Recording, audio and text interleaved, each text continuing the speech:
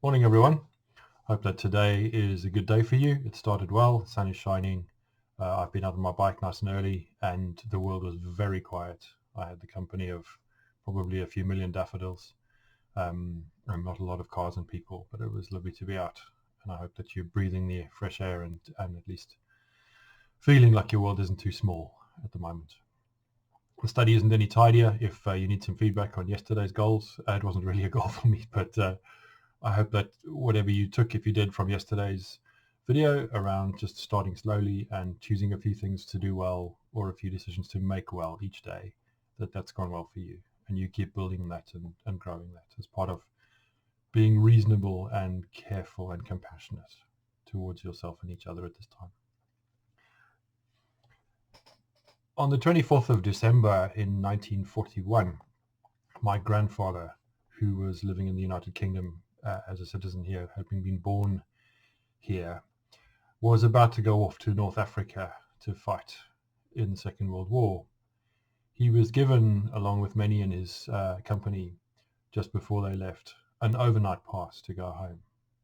And so he came home to be with my grandmother and his young son, James, my uncle. Exactly 9 months later, on the 24th of September 1942, my father was born. I'm immensely grateful for whichever decision-making part of that military campaign decided to let my grandfather go home that night, because if not for that, I wouldn't be here, I'm quite sure. 9 months to the day. Today is the 25th of March. We're exactly 9 months from Christmas. And that means that today is, for our Roman Catholic brothers and sisters and many within the Church of England and other traditions, it's the Feast of the Annunciation, of the visitation of the angel to Mary to say to her that God had a task for her, and was asking her to bear God into the world.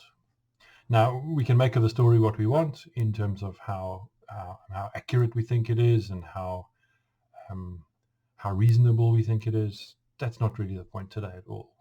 There are many passages in Scripture which we can rightly take with a pinch of salt for all kinds of reasons, and that's one of the reasons why I find my job and I find church such a good place to be, because we live with good questions and we tell stories and we hold stories that help us to think about who we are and why we're here and what that means in ways that are grounding and helpful. So Mary says yes, and we have this image of a sort of benign, submissive, young, gentle woman who kneels before God in submission and offers him her body in that way.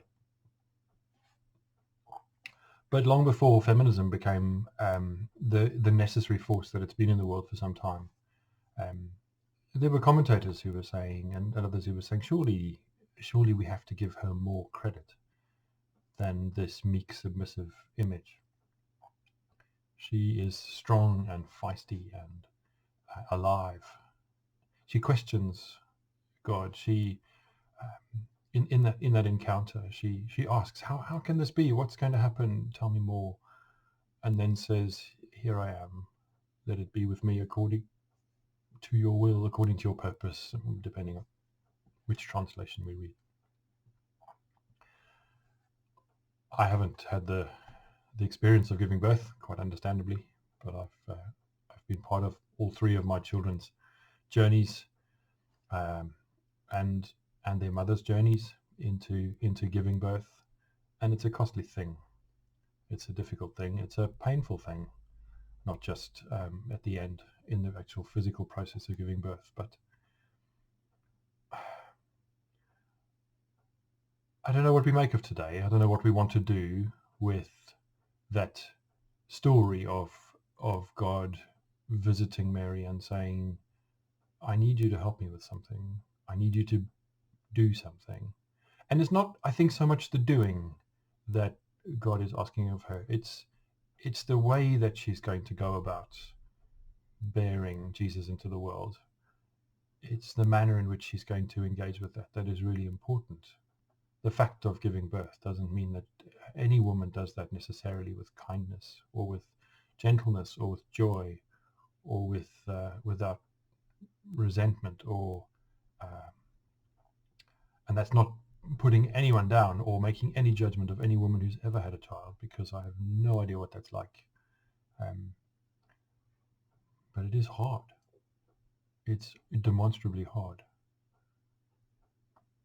Who knows what the world will be like? What the world will be like when we come out of this season, this time, however long it lasts, and whatever becomes of it. I guess it's not unfair to expect to bear some pain in the course of this season. I'm not for a moment suggesting that God has sent coronavirus into the world as some kind of object lesson or punishment. I will talk about that at length another time, because those stories are emerging, and there are people who are silly enough to say things like that. But there's something about living well, and for those of us in the church, in our following of Jesus, and the example we have in as much as we have of his life in Scripture and our own experience of God, there is something about a willingness to bear pain and to even be left scarred, and to do so in a way that is life-giving, and life-giving not just for ourselves but for others. So as you think about Christmas, which seems 1,000 years away right now, we haven't even begun to really journey properly towards Easter with the interruption of coronavirus. We start today, some parts of our church do, thinking about Mary and Mary's yes, exactly 9 months before Jesus is born in our calendar, using the symbolism that we have in the days we've chosen over many, many centuries. What does it mean for you and I to bear some of the pain of the world right now, and to feel helpless in the midst of that, to feel as though this is happening to us rather than with us?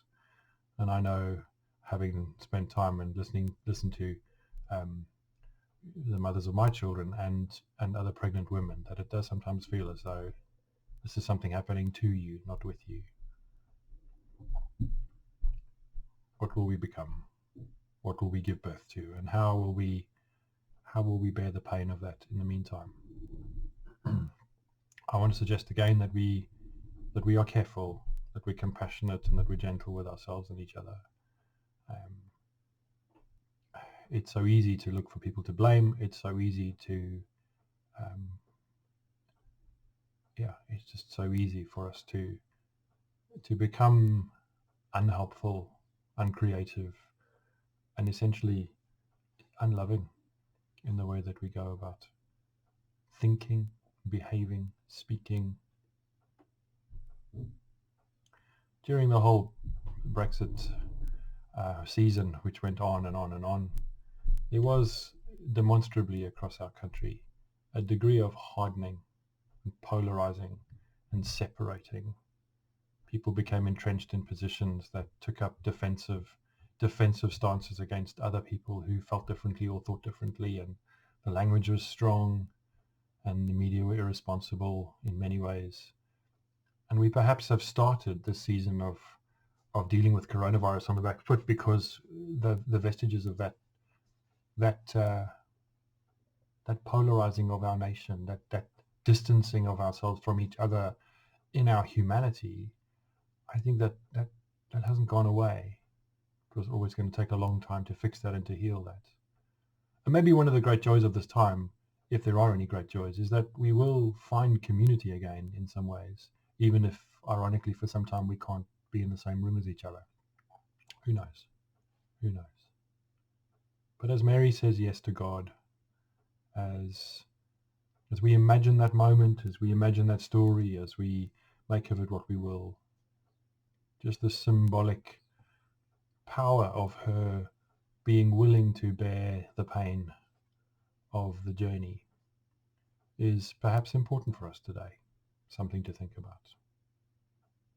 None of us are martyrs. None of us need to take on more pain than is ours to bear. But we are asked together to feel the pain of the world, to continue feeling the injustice of the world, we're asked to, as people of faith, to be willing to bear pain with God, because our world is not as it should be.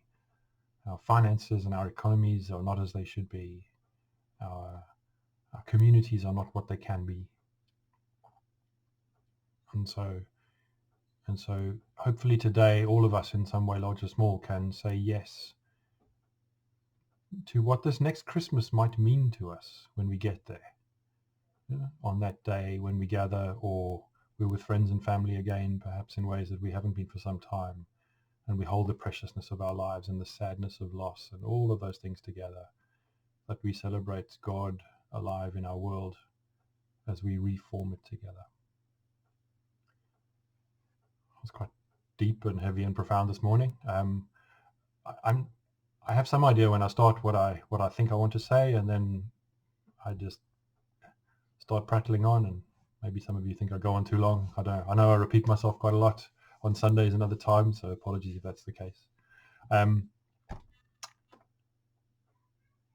But these 9 months will be part of the giving birth for us symbolically in the church, certainly part of giving birth to the hope of God in the world again on the 25th of December, and what that will look like and feel like, and what we will contribute to that, and how we'll engage with it and wrestle with it and question it, and try things and see what happens, and reach out to our neighbors and risk and bear the pain of new birth.